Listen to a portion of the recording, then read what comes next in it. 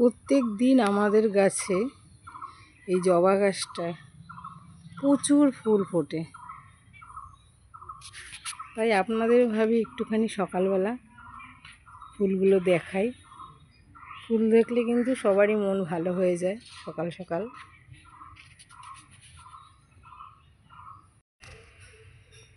এই যে দেখুন, সকালবেলা এক ঝুড়ি আমাদের ফুল হয়েছে। আমাদের কিন্তু এখন ডেইলি এক ঝুড়ি করে ফুল হয়, নানান রকমের। দেখুন, শিব ঠাকুরেরও ফুল হয় আমাদের গাছে, শিবকে দেয় এই ফুল। এই যে এক ঝুড়ি ফুল। নমস্কার বন্ধুরা, অসীমার রান্নাঘরে আপনাদের সবার স্বাগত। আজকে আমি বানাবো একটা বেসনের খুব সুস্বাদু একটা রেসিপি, বেসনের ধোকলা। তা বেসনের ধোকলাটা আমি কি করে বানাই তা দেখতে থাকুন। তার জন্য আমি কি কি নিয়েছি সেটাও দেখে নিন। এই যে বেসনের ধোকলা বানানোর জন্য তেল লাগবে, সাদা তেল। আমি 2 বাটি বেসন নিয়ে নিয়েছি। এখানে চিনি নিয়েছি, 2টো ইনো নিয়েছি, হলুদ নিয়েছি, এখানে সর্ষে, একটা শুকনো লঙ্কা, এখানে লবণ, এখানে 1 টুকরো লেবু। আমি কি কি নিয়ে নিয়েছি আপনারা দেখে নিন। এবার দেখুন আমি কিভাবে ধোকলাটা বানাই, আপনারা দেখতে থাকুন। বেসনের ধোকলা বানানোর জন্য আমি বেসনের মিশ্রণটা আগে করে নেব। আপনারা দেখুন মিশ্রণটা আমি কিভাবে করি। এই যে প্রথমে একটা এরকম বাটি নিয়ে নেব।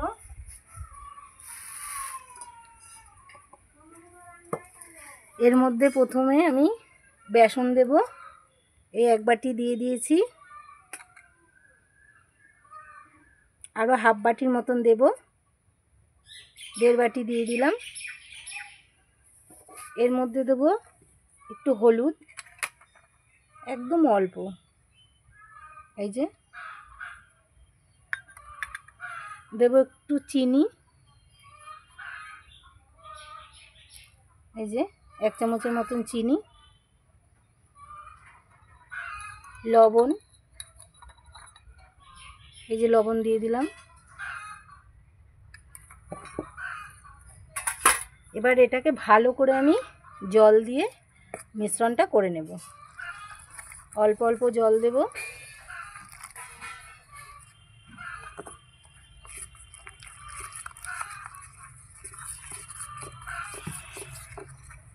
আমি চামচটা নেব না, চামচের বদলে এটা দিয়ে গোলাবো। ভালো করে গুলিয়ে নেব।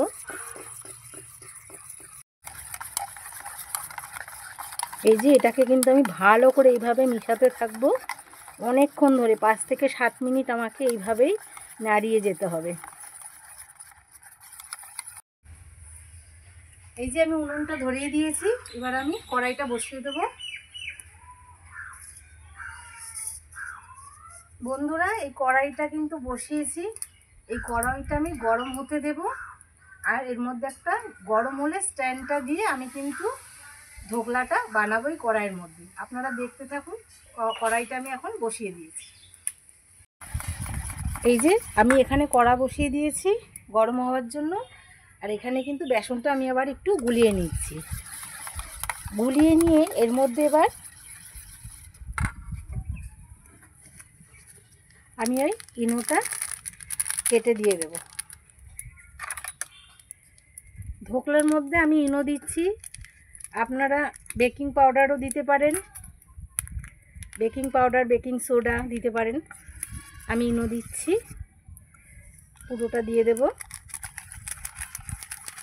দিয়ে আবার নাড়িয়ে নেব।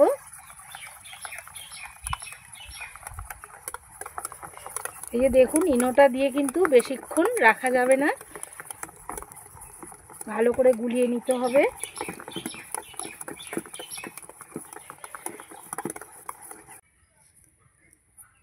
তার আগে কড়ার মধ্যে কিন্তু স্ট্যান্ডটা বসিয়ে দেব। এই যে বেসন গোলাটা হয়ে গেছে, এবার আমি এর মধ্যে একটু তেল মাখিয়ে দেব।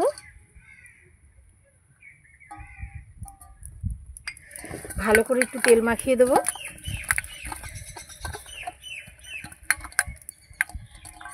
এবার এর মধ্যে বেসনের এই মিশ্রণটা আমি ঢেলে দেব।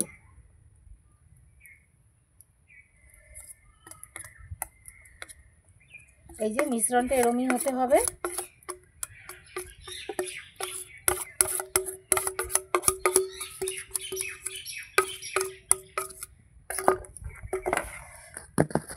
এইভাবে নাড়িয়ে দেব।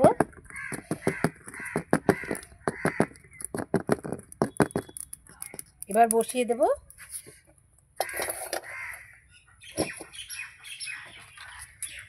বসিয়ে দিয়ে এবার কিন্তু আমি ঢেকে দেবো এটাকে।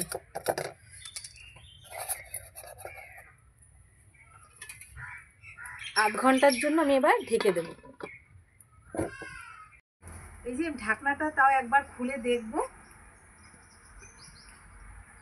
দেখুন কত সুন্দর ফুলেছে। একটু কাঠি দিয়ে দেখবো আমি কতটা হয়েছে। এই যে আর একটু বাকি, এই যে অল্প লেগে যাচ্ছে, আর একটু হলেই হয়ে যাবে। আর একটু রেখে দেব। ঢাকনাটা আবার আমি একটু খুলে দেখব। তাও কিন্তু বন্ধুরা আমার 20-25 মিনিট হয়ে গেছে। আমি এর মধ্যে দুবার খুলে দেখেছি, এর আগে একবার খুললাম, এই একবার খুলে দেখছি। এই যে দেখুন এই কাঠিটা আমি দেব, কাঠিটা দিয়ে দেখব।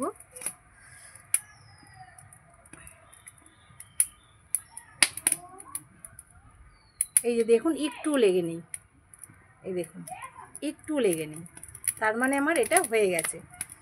এবার আমি নামিয়ে নেব এটাকে। এখন নামিয়ে নেব। যে নামিয়ে নিচ্ছি, প্রচুর গরম।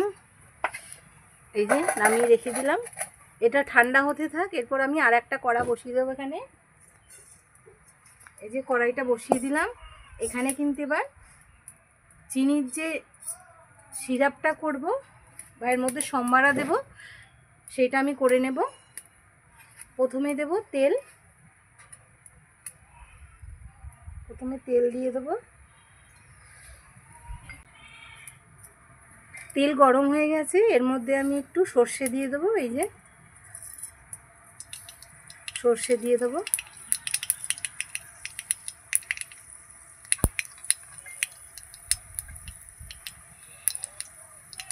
দেব দুটো কাঁচা লঙ্কা ফোড়ন দিয়ে ভালো করে নাড়াচাড়া করব।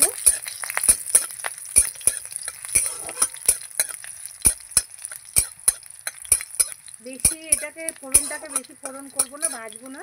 এর মধ্যে আমি কারি পাতা দিয়ে দেবো। এই যে কারি পাতা নিয়ে নিয়েছি, কারি পাতা দিয়ে দেবো। এই যে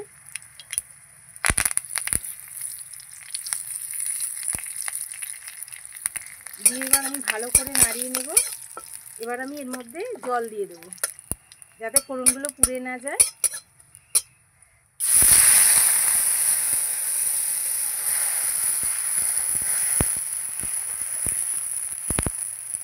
জল দিয়ে এর মধ্যে আমি নুন দিয়ে দেবো। একটু লবণ দিয়ে দেবো। এবার এর মধ্যে চিনি দেব।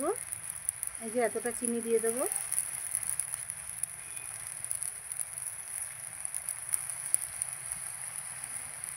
এটাকে ভালো করে নাড়িয়ে নেব। এবার একটু লেবুর রস দিয়ে দেবো। এই যে লেবুটা রেখেছিলাম, এই রসটা দিয়ে দেবো একটু।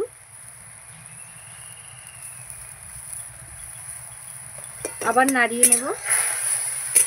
এটা একটু ফুটতে দেবো ভালো করে। এই যে ঢাকনাটা খুলে দেব। আমি কড়াটা যে নামিয়ে রেখেছিলাম ধোকলার, ওটাই ঢাকনা খুলে নিলাম।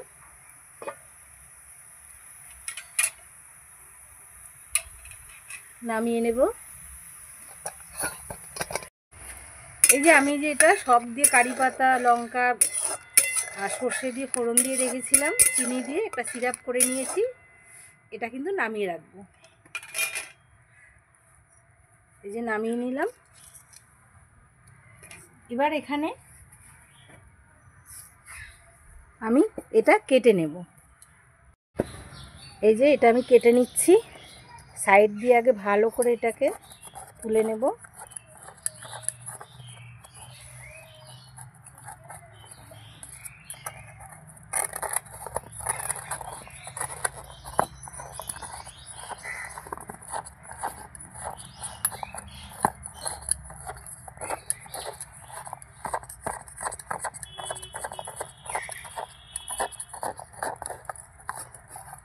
এভাবে ঘুরিয়ে ঘুরিয়ে আমি উঠিয়ে নেব।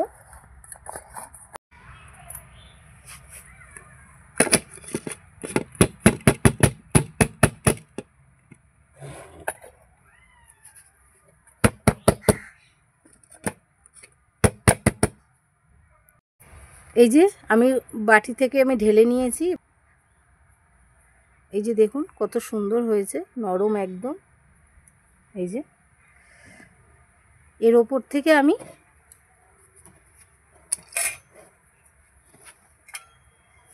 এই যে শিরাটা বানিয়েছিলাম এটা কিন্তু আমি দিয়ে দেবো ওপরে।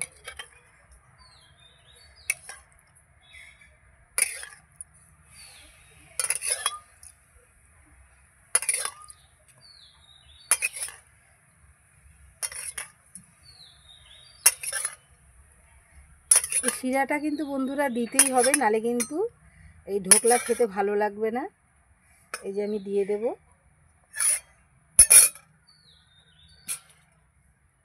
দিয়ে এবার আমি কেটে নেব।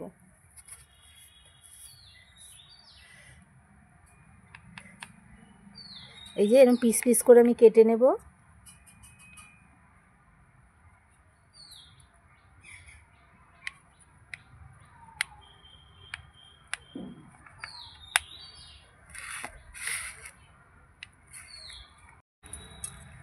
এই যে আমি কেটে নিয়েছি। এই যে দেখুন দেখাচ্ছি আমি একটা।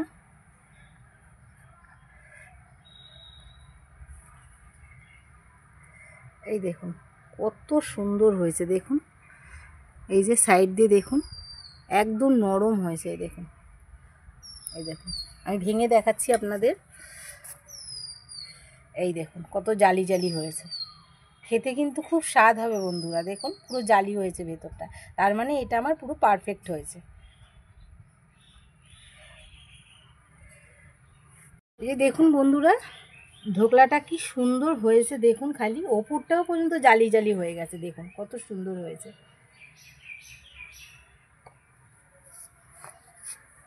আমি কিন্তু বন্ধুরা এই প্রথম আমি কিন্তু ঢোকলা বানালাম, ঘরেও কোনো দিন বানাইনি। আজকে আমি এখানে আমার রান্নাঘরে আমি বানিয়ে দেখলাম। তা আমি চেষ্টা করলাম আপনাদের কাছে তুলে ধরার। তা আমিও যেভাবে বানালাম আপনারাও সেভাবে বানিয়ে দেখবেন, করে খেয়ে দেখবেন। এগুলো তো খুব ভালো লাগে, মুখরোচক একটা জিনিস। তা এইভাবেই আপনারা বানিয়ে ঘরে করে খেয়ে দেখবেন, ভালো লাগবে। আর আমার চ্যানেলটাকে আপনাদের ভালো লাগলে লাইক করবেন, শেয়ার করবেন, সাবস্ক্রাইব করে দেবেন। আর আমার সঙ্গে এতক্ষণ থাকার জন্য অনেক ধন্যবাদ। আর আমার ফেসবুকেও একটা চ্যানেল আছে অসীমা ব্যাপারী বলে, ওই চ্যানেলটাকে আপনারা ফলো করে দেবেন। আমার সঙ্গে এতক্ষণ থাকার জন্য অনেক ধন্যবাদ। নমস্কার, জয় মাতা দি।